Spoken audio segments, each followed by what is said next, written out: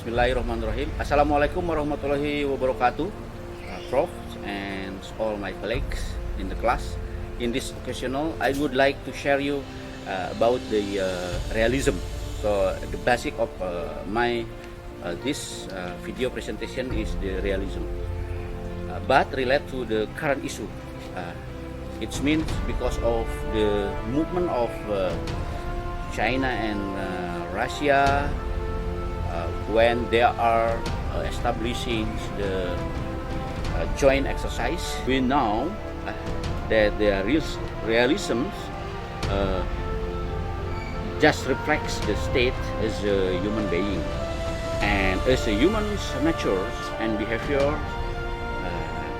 we have like fear, selfish, and aggressive, and then this is some like contradictive between of the fear and the aggressive factors. But realisms, people always say because of how to reflect another to their self or to itself, put state as a unitary, and then the actors, another actors like non-government organizations or individual or international non-government organizations, that is not the main actors in the realism. So always put the state in the front. In terms of the reflex as a human being, state in according to the international relationship now, that the in the realism theory,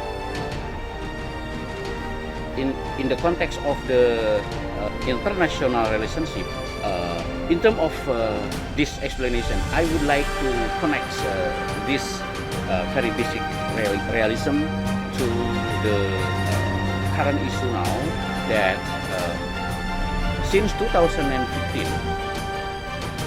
there were exercise among the Iran, Russia, and China. Following of that time, 2021, on the October, there were also established the joint exercise, but because of the term of the exercise since 14 October to 2021 up to 17 October, so all the analysis according to the international relationship observe that whether this is the response of the dominance of US in the Pacific, or response also to the AUKUS agreements that has been signed several months ago. I observed from the Reuters that actually China and Russia on the 2021st is not the very first time to have joint exercises. Previously, Russia, China, and Iran start joint naval drills in the Indian Ocean. At that time, this 2019, and the venue of the exercise in the Indian Ocean and Gulf of Oman. And what Moscow said was an unprecedented exercise in the naval operations and training. So waters around Iran have become a focus for international tensions, that I believe the United States existing pressure for Iranian crude oil sales and other trade ties to be cut off. So the message of this exercise at that time was in the very peace condition or situation, and very friendship. In terms of the exercise on 2019 is different from the aim of the current exercise that had been established this year on 14 up to 17th October. China and Russia naval forces have carried out their first joint sea patrol in the waters in the West Pacific, and China Ministry of the Defense said, which experts said is of vital significance in sending a clear signal and practicing real-world drill. China-Russia joint ships formations, which included a total of 10 warships and 6 carrier-based helicopters carry out the joint maritime patrol in the Sea of Japan, the West Pacific and the East China Sea, during which they organize exercises over joint sailing and joint maneuvers and conducted live fire drills, and able to test and improve the forces capacity of continuous operations and capacity to remain combat readiness in the open seas. It could also improve China's and Russian navy's capacity to deal with the maritime security threat. Actually, China as well as Russia also are two permanent members of the United Nations Security Council and shoulder the responsibility to sustain world peace. The arrangements will enhance bilateral trust between China and Russia, develop comprehensive strategic partnership of the two countries in the new era, as well as safeguard international and regional stability. According to the statements from the Russian Ministry of Defense on during the practical actions in the sea, the battleship sails more than 1,700 nautical miles in total. During the missions, the joint formations has strictly abided by international law and did not enter territorial water of other countries, the Chinese Ministry of Defense said. But previously, I observed from the media of the Japan had hyped up the joint formations passage through of the Tsugaru Strait, but China's military experts note that the Tsugaru Strait is not territorial water. So this is the territorial matters against happen underwater. And the warship from any country have the rights to transit. So which means the transit of the Chinese and Russian vessel were in the line with the international law. Another observations from the literatures from the Global Times, I observed that the Global Times mentions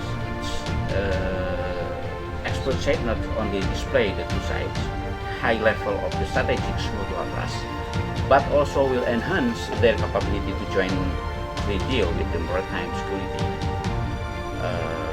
in order to handle the threat and safeguard regional peace and stability. But at the time when the Western countries are building antagonist regional security organizations like the Quad and the AUKUS, in terms of the AUKUS agreement,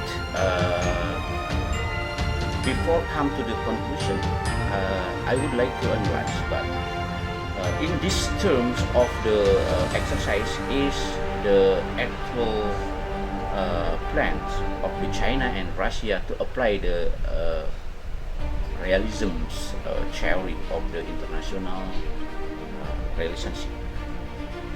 In my perspective, the exercise will impact to another country in the regional, especially it's to respond to the AUKUS agreements as established by United Kingdom, Australia, and United States. So in terms of the AUKUS agreement, the AUKUS agreement is only agreement. Is there is no activities like joint exercise or action plan according to the agreement. But between of the Russia and China, there is action on the field. I mean, quota of this. In relate to this, of course, it will be increasing the tensions before come into the more deeply about the analysis of the outputs and the exercise itself. I would like to have the perspective of Indonesians. I have some meeting by online with the staff of the defense ministry staff in Jakarta. I need to know what is the perspective of the Indonesia relate to the outputs and the exercise. Assalamualaikum, Bang. Waalaikumsalam.